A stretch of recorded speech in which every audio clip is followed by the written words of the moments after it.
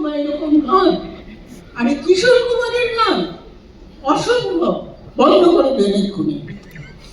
আমার তো শুনে ভীষণ খারাপ লাগলো, আমি তো পালিয়ে যাওয়ার মতন আমার অবস্থা।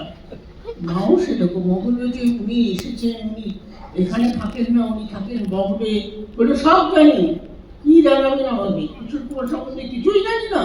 সব জানি, উনি ভালো গান, সব কিছু ঠিক আছে, কিন্তু এই সময় নয়। আমার ছেলের এখন পরীক্ষার সামনে, এই সময় কখনো কিশোর কুমারের গান হতে পারে না। ওর মন কি বসবে এখন পড়াশোনার মধ্যে?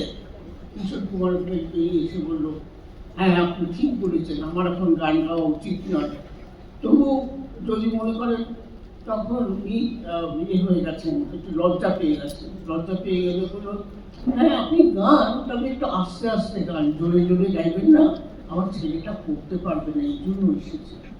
তো বললো যে ঠিক আছে, আবার গান গাইব না।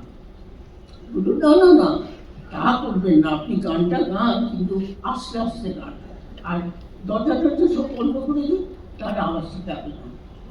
তাই হলো, দরজা বন্ধ করে উনি ওয়ান আফটার অ্যানাদার গান গাইতে আরম্ভ করলেন। এত সুন্দর গান ভাবা যায় না। তবে উনি